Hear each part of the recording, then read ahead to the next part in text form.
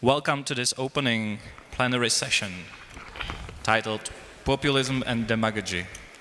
Are we really out of the woods? We have a great group of participants. I myself, I'm stepping in for Patrick Wintour, who couldn't be here. I will be facilitating the discussion in which we will have Rosa Balfour, Senior Fellow at the German Marshall Fund, the United States, participating together with Yves Bertoncini, President of the European Movement France, Josip Brkić, Deputy Minister of Foreign Affairs of Bosnia and Herzegovina, Monica Frassoni, Co-Chair of the European Green Party, and Isabell Hoffmann, Senior Expert at Bertelsmann Foundation. So one of the issues, and one which we perhaps can kick this off with, is what are the conditions of populism? What makes populism rise? What makes populism tick? And that, broadly speaking, would be my first question to Rosa, if you may take this, and then we will continue this with others. Well, thank you very much, and thank you for inviting me here. I think clearly the title was written probably after the French and German elections, when it was assumed that populism had reached its peak and it was going to start declining. And then, of course, we had the Italian elections, which shocked many of us in Europe. And the reason for which we're not out of the woods is that the causes of discontent are not being sufficiently addressed. And looking at the causes of discontent, I think there are two main explanations. One is the economic argument about globalization, about those who have lost from globalization, social status, jobs, prospects. Obviously, the recession, austerity policy, all falls in that category of explanation. Another line of explanation is the Ivan Krastev line, after Europe. It's about culture, it's about identity. So the globalization of movement of people, immigration, is causing fears about one's national identity, one's cultural identity. And this is causing a backlash also against some of the values that the EU has decided to uphold. I would add a third level of explanation to these two big interpretative frameworks, and that is that we have seen a crisis of democracy. We are living through a democratic recession. Citizens do not feel represented by their representatives because of Europeanization, because of globalization, which has shifted decision-making upwards and outwards towards the European level and the international level. And this has not been accompanied by parallel empowerment of local government, regional government, or even national government. And this is one of the causes of this disconnect between citizens and the institutions, the loss of trust. And in this context, traditional political parties have been complacent. They have lost their role of interpreters of their voters. They have lost their role as representatives of groups of citizens and social categories, and they have become parties of government. And so the transmission belt between citizens and institutions has been lost. So some political actors have been able very successfully to exploit this space, picking on the fears of individuals in this era of great transformation, of great change, internationally and nationally, and manipulating them in a way to be able to set the agenda. So what we have seen is a capturing of the space, which has been more successful on the right than on the left, with the far-right political parties setting the agenda, co-opting or even conquering traditional right-wing parties. I'm thinking of the US as well, the UK, but also in other parts of Europe, and setting an agenda which is populist, and in many cases it's illiberal. So this is the sort of the trends of discontent which have enabled certain political actors to take advantage of the situation to their own, for their own political goals. And I think we need to be very clear and sober about what these political goals are, because some of them are actually quite destructive. They are challenging the institutions that we have built, all the post-war institutions, the European Union. They're challenging the legitimacy upon which these institutions are built, and many of them are pushing towards an authoritarian drift. Okay, thank you. So we've got economic grievances where we have issue of culture and identity, and we have this problem of institutions and trust and this transmission belt which is not working that well. Then I understand Isabell has done a lot of research on this, so perhaps you'd like to sort of join in on this one. Yes, well, thank you very much. Just basically to add to what Rosa just said, I think populists have also been able to exploit a certain lack of knowledge about actually what public opinion is when it comes to European integration.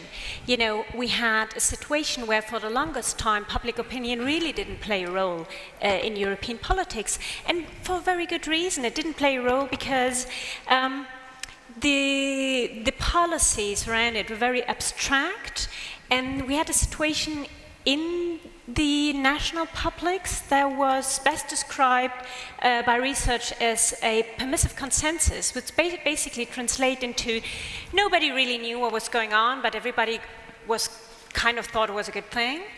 And then basically, obviously, we had a cascade of different crises, and this cascade of different crises, starting with the financial crisis in 2008, and then economic and currency, etc., pushed European politics and decision-making and also difficulties on the forefront of people's awarenesses. It was in the media all the time, and then people started questioning what's going on.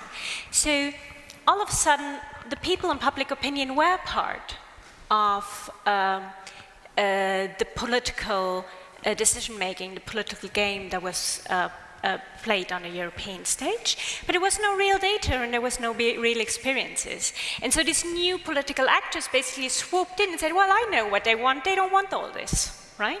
Nobody really had knowledge, so they basically claimed the knowledge for them and said, because we're close to the people, and we do represent the people, we can tell you what they want, and what they want is not this. So we basically started a couple of years ago because we said, well, why don't we take a look? And if there's one takeaway from me from this panel, then it might be this, what I'm going to say now, is that when it comes to public opinion in European integration, there is no such a thing as they're totally for it or totally against it. What we see, and we see it constantly over years, is that when you ask question of principle and potential when it comes to European integration, then you get high support. So, do you think European Union should be a bigger actor on the global stage? Yes. Would you? Do you like your country's membership in the European Union? Yes. Do you think there should be some form of better integration? More people would like some form of better integration than disintegration, etc., etc. But when you ask people about what do you feel about the daily politics in the European Union, so what do you see in everyday life, then basically the answers flip. So, and when you ask them, what do you think, how this will evolve in a short period of time, then they are very negative about it. So, principle and potential, great. Everyday politics and short-term estimation on how the situation will evolve, negative. Why is this important? It's very important because it is, in this type of situation, the public opinion is ambivalent about a very important issue for our common European future. And in this type of situation, political leadership is absolute key. And this is why I can just encourage everybody in this room and beyond this room to take be part of that responsibility and go out there and try to move the needle to the constructive side and not to the destructive side. Thank you. Thank you.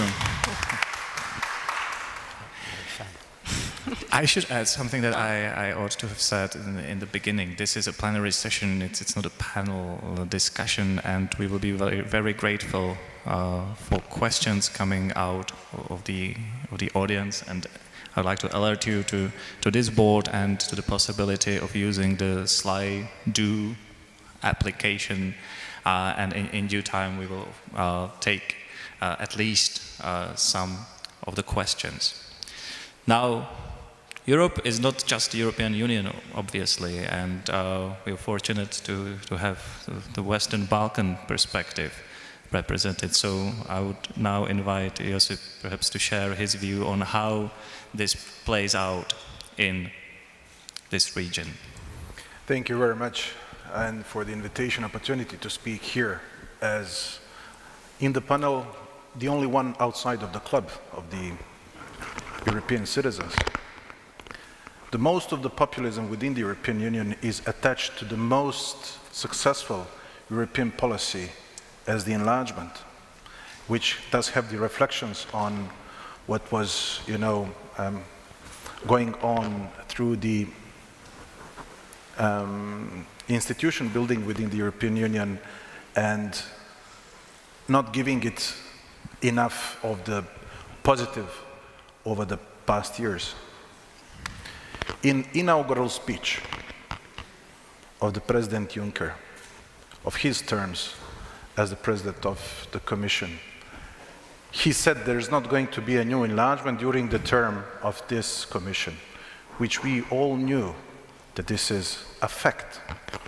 There is no technically ready country to become a member state. Why he did it?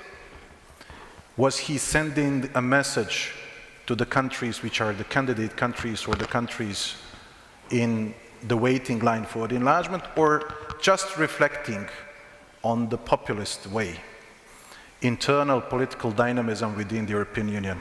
I'm 100% sure that this is the second one. Because in most of the European countries, you don't win elections with the enlargement policy or endorsing the enlargement policy as the one very much tangible policy of endorsing what Commissioner Early said, the values of the European Union beyond the European Union borders. Entire Western Balkans, my country in particular, Bosnia and Herzegovina, myself, my co-citizens, we are no less Europeans than the members of the citizens of the European Union, but we are just not part of the institutionalized Europe. For us, as imperfect as it is, as with the internal dynamism which is not at its peak or at its best, for us still represents the better surrounding and better future for the future of the entire Western Balkans, or my country, Bosnia and Herzegovina in particular. If the enlargement process as such is going to be a victim, even collateral victim, of the populism and the internal politics, then we are opening the space in the Western Balkans and in this region for other third countries, different ideologies, or even regions that might be deeply enrooted. And those are all that doesn't share the same values that is shared by the European Union. So it is starting to increase the number of political, I would say, individuals who are questioning, is it this across the board on Western Balkans unanimity of our wish to come to the EU the only path, or there are alternatives? In my view, the alternatives, of course, always exist and there will exist, but it's not in the best interest both of the European Union and the Western Balkans to have those alternatives more live as they are right now on the level of the topic.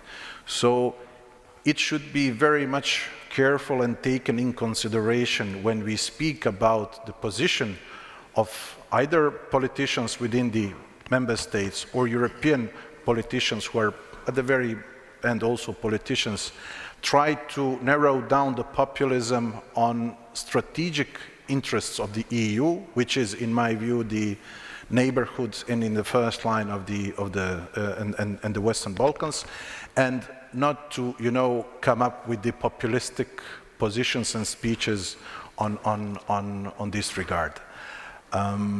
Also, on what was being said among many elections that were ongoing and that were, maybe the galvanizing the populism throughout the European Union, one of the issues that was also affecting a lot of the rise of the populism now throughout Europe, not only within the European Union, is the question of the migration, or better said, legal migrations that we had in the past, years. That was clearly reflected in the Prime Minister's speech earlier on. There is one point that I have to deeply disagree with the Prime Minister, that the point that the hotspots for the migrants should be outside of the EU territory. So it's not definitely going to be in my country, and I'm advocating not to have it on the Western Balkans as such, because I would just remind that those people who are the people in the need, who are the people who would like to, enter to the European Union, were not invited by a single country of the Western Balkans, or they are not having a will to stay there. So this is one of the, let's say, policies where the populism is shown, should be left aside, but having in mind better, cooperation and strategic interest of the European Union and, for example, Western Balkan countries. Okay, thank you very much.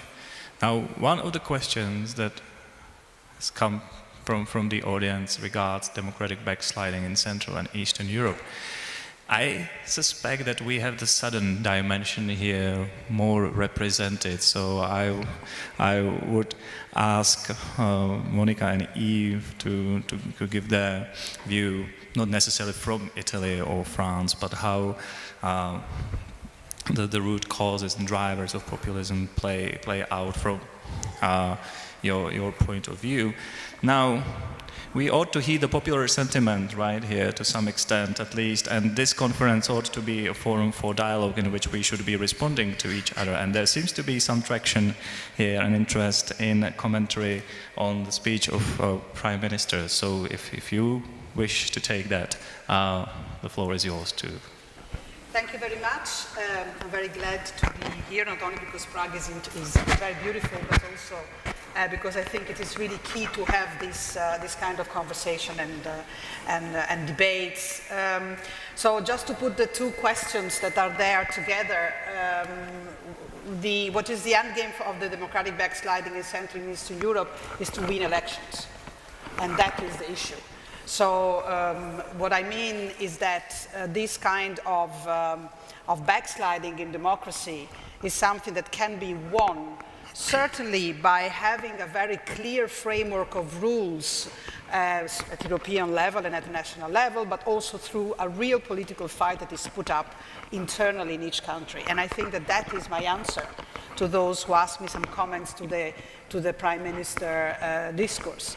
I think that the question of defining which are the most important challenges in the European Union today is probably one of the most populist kind of discussion taking place today.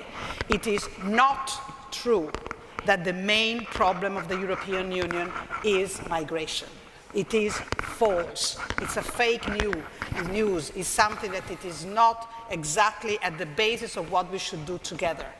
And I believe that the fact that in my own country and also in others, the main responsibility for the problems today are given to the migrants and to the Euro or to the European Union is a part of this backsliding of democracy that we are facing today. And if there is something, just to answer another question that was done to us, there is something that we have to learn from populists is the fighting attitude.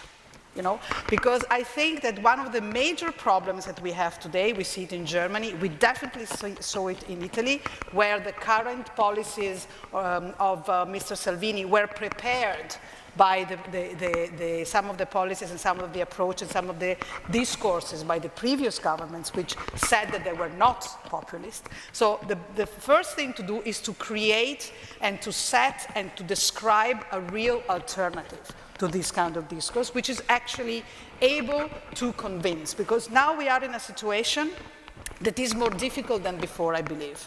Because people are really convinced that migration is our highest problem. People are not interested, not people, some people are not interested in the kind of exchange that we are having here, or the fact that we have to talk to each other. You know?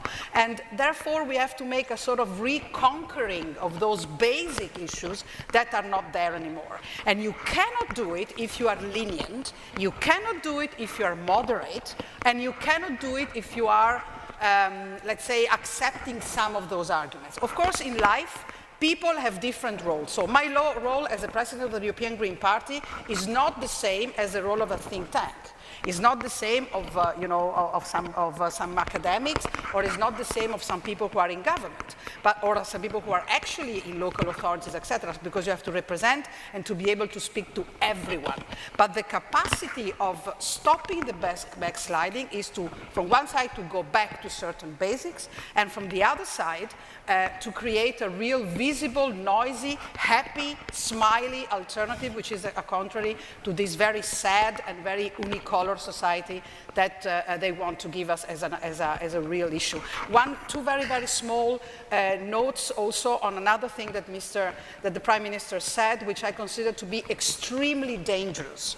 When we are talking about union in diversity, we have to be very clear what we are talking about. Of course I am different than Rosa or than people that are here.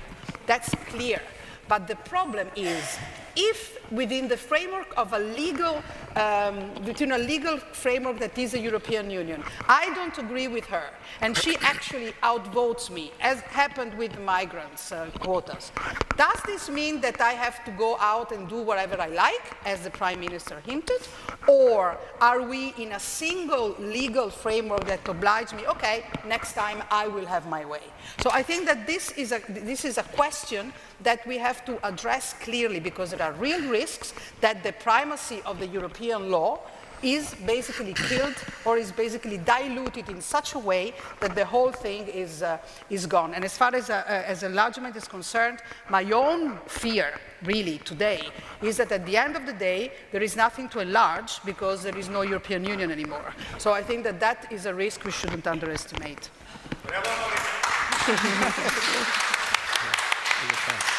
Thank you.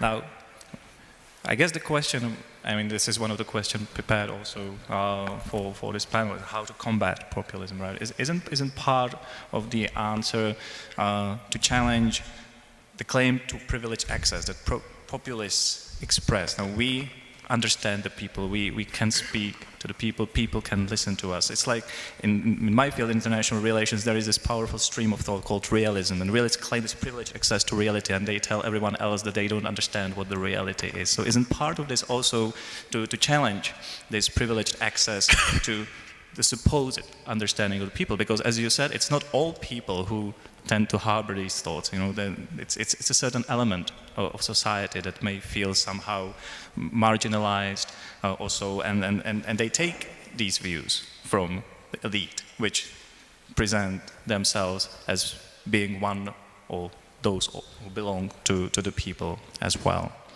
Now, Yves, would you like to join in now also? Yes. With following on anything that has, more important, hasn't been said? Yes, maybe to bring a, if not a positive, but a fresh perspective before talking about migration. Because when you read the title of the panel, meaning are we out of woods, and the fact that it was part of an electoral sequence, many elections, decisive elections, recently in Italy, before in Germany, Hungary, but one in France, which was key, with the second round between Emmanuel Macron and Marine Le Pen. So I may suspect that maybe the idea that we were out of woods came from France, this victory by Emmanuel Macron. So maybe two positive lessons out of his victory against an extreme right candidate. The first lesson, I think, is that what was defeated there was Europhobia. Europhobia is hating the European Union so much that you want to live it. So we have seen Europhobia in the UK. The tabloids were disseminating Europhobia every day. And at the end, there was this referendum, the choice to leave. Well, it's a democratic choice. They will leave. We are not in the Soviet Union. We're in the European Union. The gate is open. They're out. They will be out. It's not easy, and I would say it's a counter-publicity for those who promoting the exit. And that's what we have seen in France. There is no popular support in France and in the continent for an exit. And we have seen this in Italy as well, because the Lega, the Cinque Stelle, they said, no, we don't want to go out, actually. We don't want to go out of the monetary union. And so Macron's victory was a victory against Europhobia, and I think Europhobia is defeated for long. But having said this, we could have even worse. Because if you have only Euroscepticism is you criticize Europe while staying in the EU. So that can fuel crisis of core owners on the euro area reform, on the refugee crisis, on the multi-annual financial framework, single market, enlargement, and so on. But at least there was a positive lessons. No support, no popular support for Europhobia. I think there was a second positive lesson out of the French election, a very important one. Macron tried to fight against what I call Franco-skepticism. So it's not Euroscepticism, Franco-skepticism, meaning this idea that we cannot make it, we are too weak, we cannot. And then he said, yes, of course, we are France. We should stop blaming Europe and the world. We can make it. Wir schaffen das, if I may say.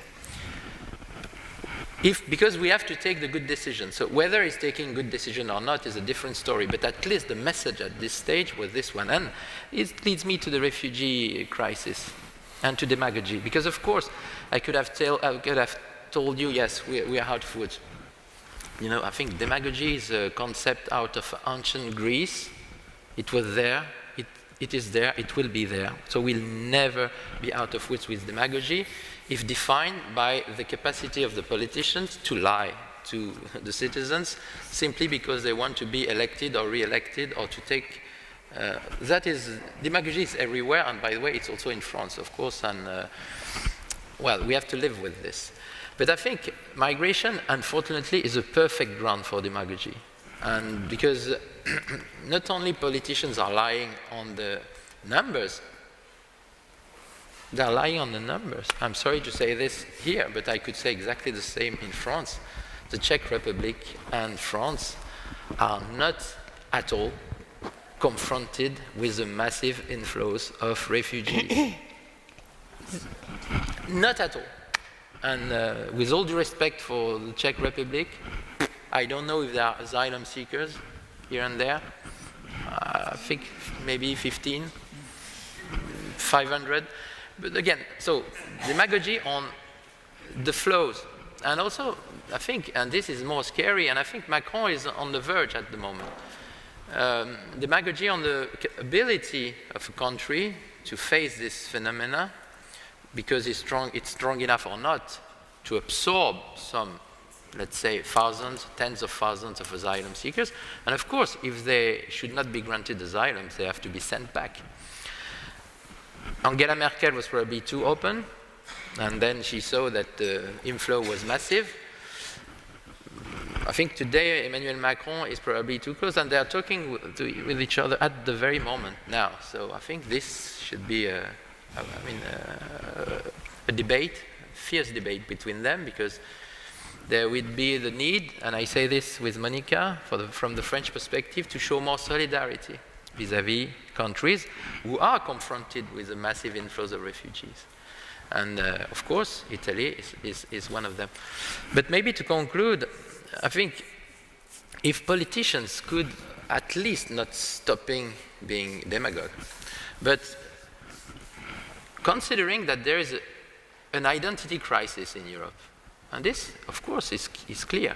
We are shrinking as Europeans. We are shrinking. We were 25% of the world population in 1901, and we are now 6% of the world population. And we are scared. We are scared. Because we wonder what we will become. And of course, we need to have you on board, because we are stronger together. We need the Western Balkans on board. It's even not an enlargement, it's a consolidation. We are surrounding you. So, of course, I hope you are our cousins, brothers. We will welcome you. Because if we look at the world, and if politicians were looking at the world, instead of being scared, we could say, of course, we are stronger together. The world is full of opportunity, not only of threats. But if we want to fight against threats, let's do it together. Well, I hope there will be such, let's say,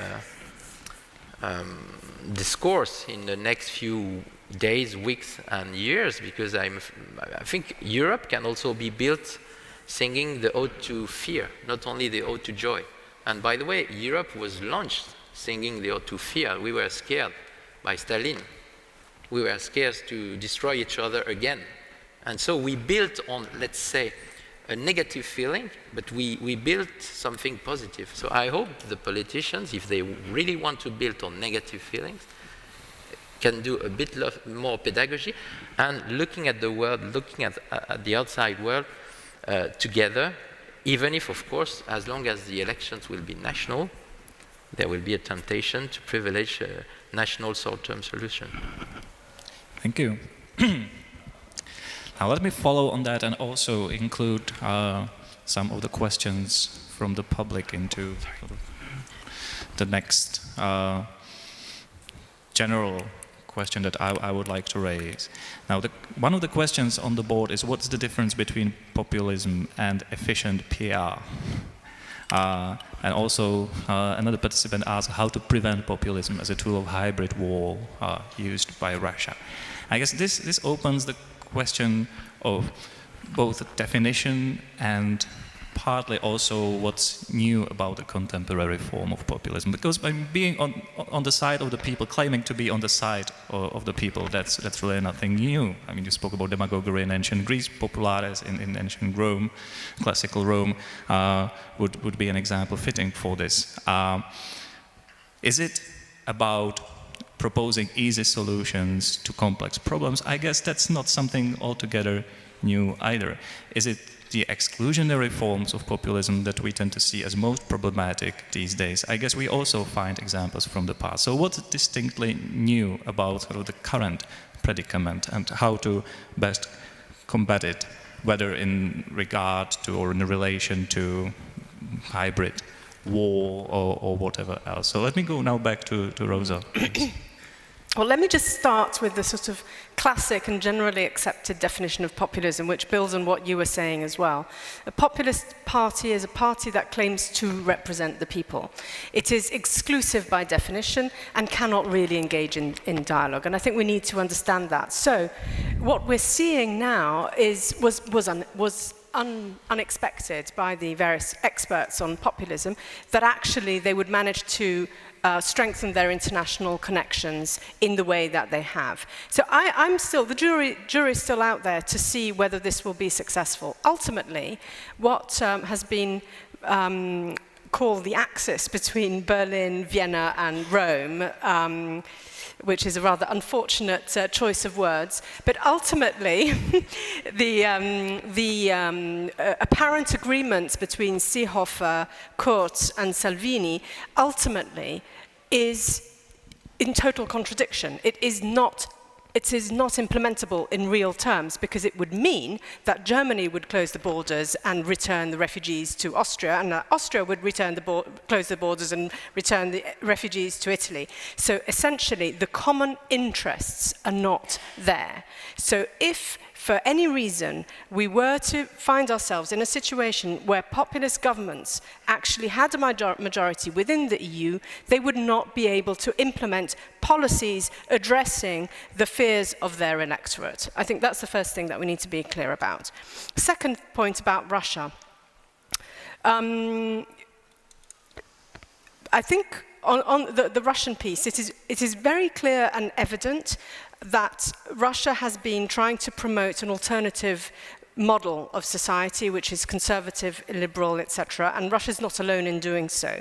What we don't really know is how deliberate this strategy is, because I think what we're seeing, for instance, in the Balkans, is that there are a lot of local proxies which are promoting fake news, and they don't necessarily have a direct connection with Moscow. And I also think we should stop having this view of the sort of Putin as a demiurge who's in control of everything. There are a number of actors in Russia and outside Russia which are pursuing certain cheap, easy strategies in weak societies that have been going through a decade of austerity and uncertainty, and these proxies are trying to make favors, so to get into the good books of power in the Kremlin. So again, the jury's still out on whether that will be successful. The problem is that all the other actors have been totally unprepared for dealing with this sort of situation. We have the Commission, which, for instance, in the case of enlargement, but not only in enlargement, on virtually everything, says, whoops, we need to develop a communication strategy because we haven't been able to communicate to the public. Let's do another press release. That's not the way to talk about politics. The way to talk about politics is to talk, is to engage with citizens, to explain why certain policy choices have been made and what the consequences of them are, and you know, just engage. It's politics, political life. And this has been undermined by the quest for technocracy, the quest for consensual politics. So we've taken the debate out of policy making and left the debate in the hands of political actors which are exploiting it for their own ends. I think that's very important. So actually politics can be, and policy making and what the EU does can thrive on a new debate and can also get new participation through that. I'm not sure I answered the questions, but... That is quite okay. Now, who else would like to join on this? I guess there is another question that can be partly sort of subsumed under this item. It's what's the role of social networks and fake news? Please. I would like to follow on what Rosa just said. In terms of of what are the answers, what could be done. I think that there is one major problem that we had in the European institution as such, because I put the Parliament at the same level, if you want, although it's a different institution, and that is that they really didn't want to engage as fighters for Europe. And this, for me, is because of two reasons. Why? One is because all the commissioners, mostly, not all, are former ministers. So the reference that they have is member states. They have to be credible towards member states and not towards the people. And I will make you a very short example. I am a Green, so I deal with environmental issues. And in Italy, there are plenty. So one of the things that we always ask to the Commission is not simply open infringement, but come. Go, talk with the people. Instead of making a press release, as Rosa said, go to the places where there is a waste emergency and be seen as solution bringer. And I think that this lack of willingness of engaging is also a very big problem that we have from the European bubble, if you want, or from the European. I wouldn't say that it's an elite, because it isn't, because there are elites which are much more dangerous. But I really think that this point is quite important. And just to answer the question of what is the difference between the populists that we have today, populist in the definition that you just said, and the illiberal or the authoritarian regimes in the past, is the past. In the sense that those today could, including public opinion, could see what happened in the past when those kind of regimes arrive till the end of their ideas. And I think that this danger of nationalism is war is something that we cannot just forget. And I think that that is a major difference together with the media and the social media issue, because I believe that we cannot just pretend that we don't know. Right, but when it comes to fake news, this opens the question of those alternative realities that we construct, and in some past interpreted in the way that you describe matters, in others it doesn't. And isn't this sort of the something distinct about contemporary populism? Well, it's a differentiated, and then I will shut up, differentiated perception. Because, for example, if you see what is said in Italy about the Aquarius boat, and what is said in Spain about the Aquarius boat, is two different worlds. From one side, you had a journalist filming, the migrants and the poor people in the boat, and from the other side is, this guy who wants to come to our coast. And this creates different discourse. The same thing in Germany, in Austria, etc. And this issue of lack of a European discourse, which is relatively the same or at least uniform all over the continent, is a major problem. And we can't just issue a press release and set it straight, right? But people there and fight, yes. Yves. Yes, on the, let's say, the perception of migrants and refugees. Again, I understand what the Americans call cultural anxiety. Cultural anxiety meaning people different coming to our continent, and it's even more understandable in countries, maybe like this one, where there is no such multicultural society.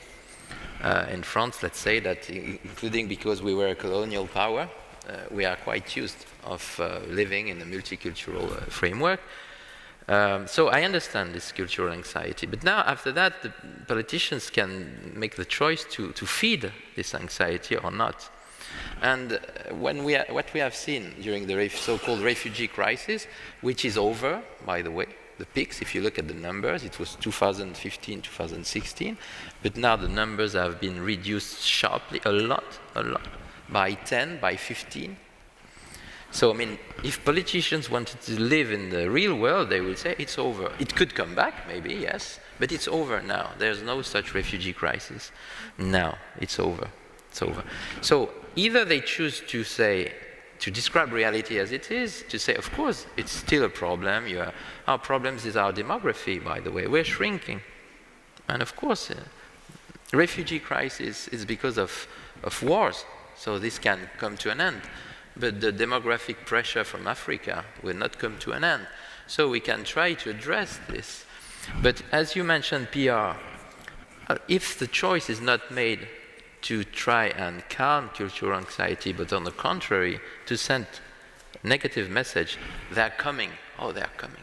Again, with all due respect, the asylum seekers, they don't want to come to the Czech Republic. And I can share this view because actually they don't want to come to France that much either. They wanted to come to Germany, to Sweden. They come to Italy because it's on their way. But if politicians want to say they're coming, well, they make this PR choice. They also make a PR choice targeted to smugglers. Because they play a game. They say, if you come to us, you will find someone. Go elsewhere. But this is a negative-sum game between Europeans because it's only sending the flows elsewhere. And they even say, we close the borders.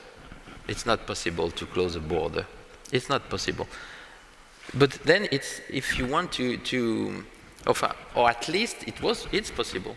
During the Cold War, there were borders closed here. It's possible, but we all know the costs of this in terms of liberty and, but in our open world, it's not possible. But in terms of PR, they say, we close the border. And the same is true, and even more absurd, when there are terrorist attacks. We never arrested a single terrorist at a single border. Never, ever. We need to fight terrorists where they are. We need to kill them in Iraq. We need to cooperate between national policies to fight. But if politicians choose to follow the popular instinct, the good old borders, They lie twice. First they say, we're going to close the border, which is wrong because they don't do it. If you close the border today in France, you create such a mess with all the commuters, you know, working, with all the truck drivers. You can't close the border, you can't. So they lie on the fact that they do this, but they lie on the fact that it will protect us against terrorism. And by the way, many terrorists we had in France were born in France. It's a different story. So, I mean, again, it's their choice, and we can only maybe make a popular pressure or peer pressure on them. And we can also, yes, you've mentioned leadership, Isabell, witness that in some countries, and I'm not an absolute fan of Angela Merkel, but I should admit that she said things quite clearly, and she tries, including in present times, to be quite firm on some principles. And just to conclude, when there were terrorist attacks in Germany, I did not hear her or the government saying we're going to close the borders because you know, the enemy is the outside world. So again, it's up to the politicians, but it says more on who they are and who the country is than on the outside world. Sure. Let me just, before I give the floor to Isabell, just combine the two questions on the board and kind of reframe it perhaps in a way. One is about difference between Central European and Western populisms, and the second is why states of the Central and Eastern Europe and the Balkans lost their passion for freedom and are impressed by nationalism.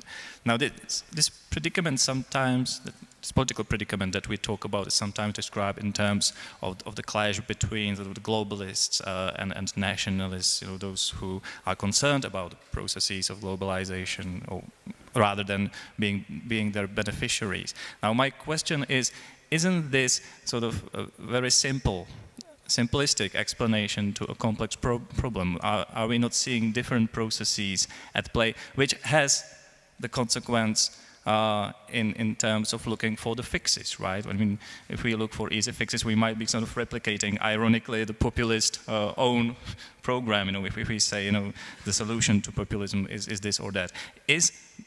Or can this predicament be sort of simplified in this kind of simple matrix, or is it more complex than that in Europe, in the Balkans? So, Isabell.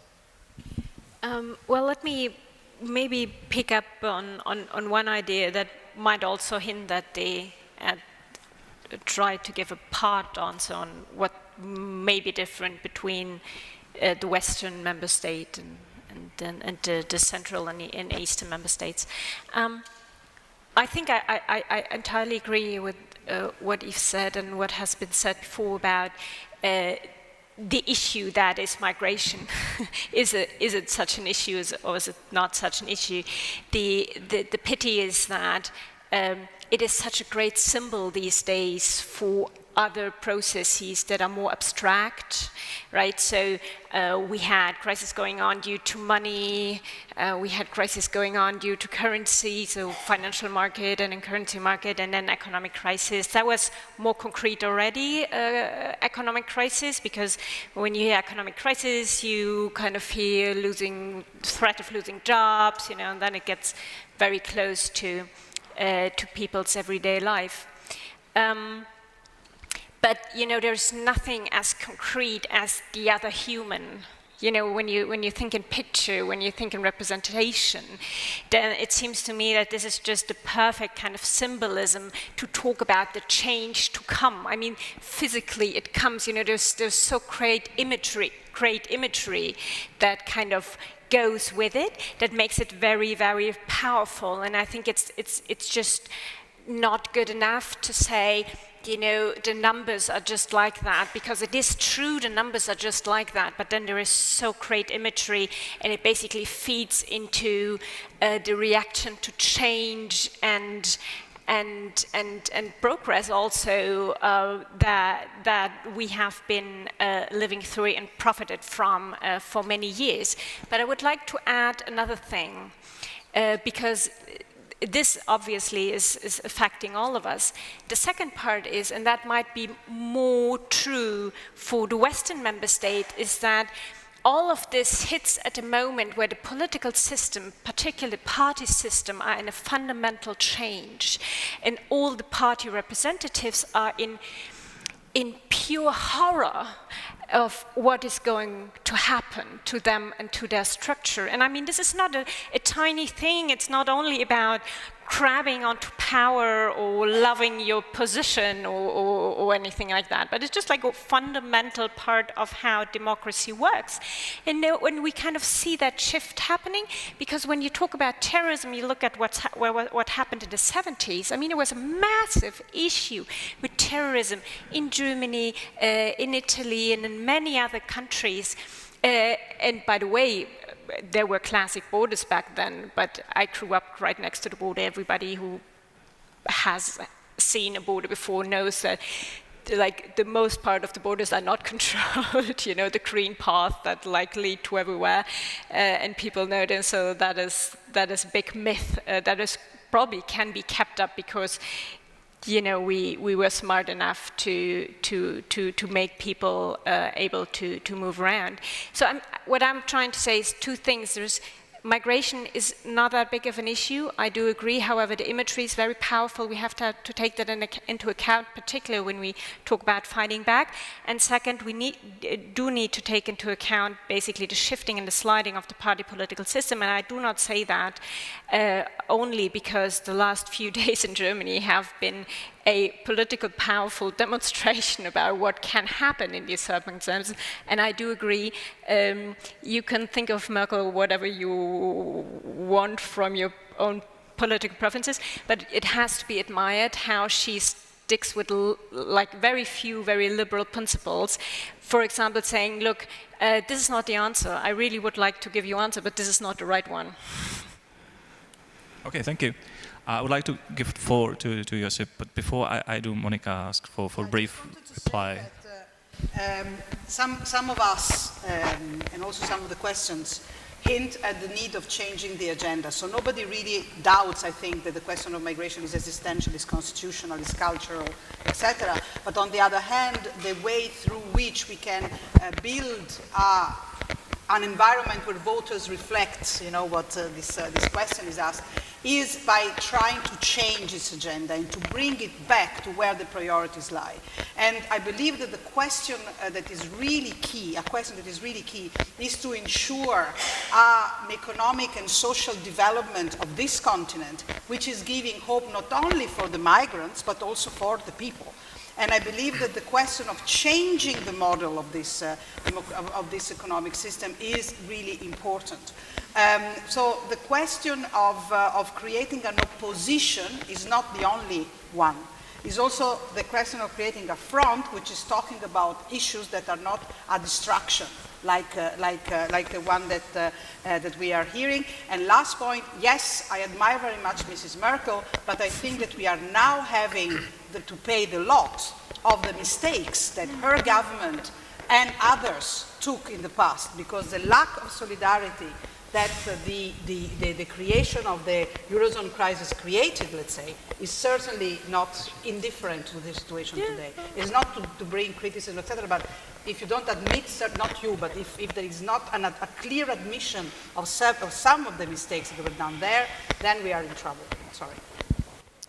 All right. Yes. Sorry. Just Josip, please. Thank you very much. Just briefly because there was a question on why the Western Balkans was, or in the Balkan countries, there is a right-wing or nationalistic governments, and that we gave up our freedom. This is basically, I disagree, because there is no single Eurosceptic government in the Western Balkans, and not that we are not following closely what is going on within the club.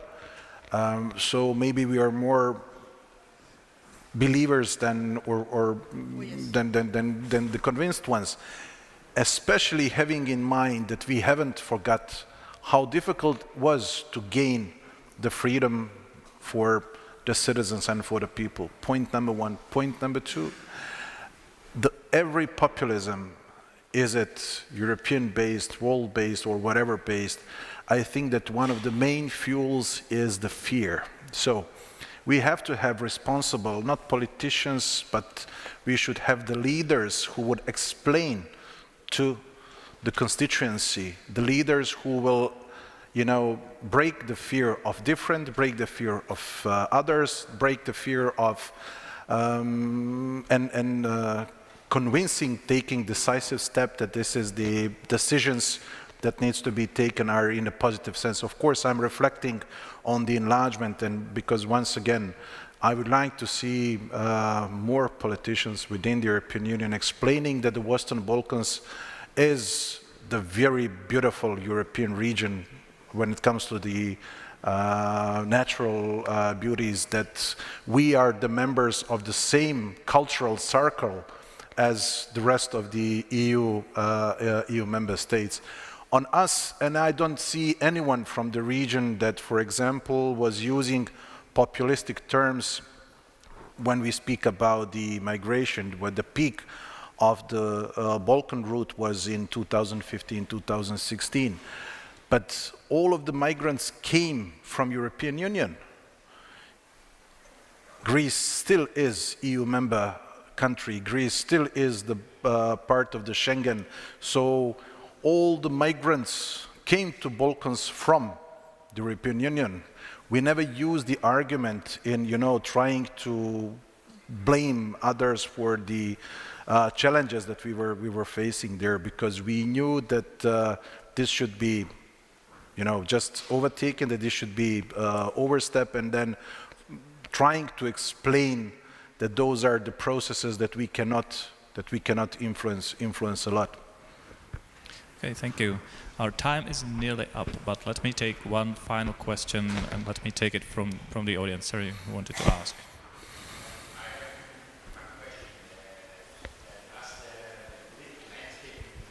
There's a mic coming in your direction.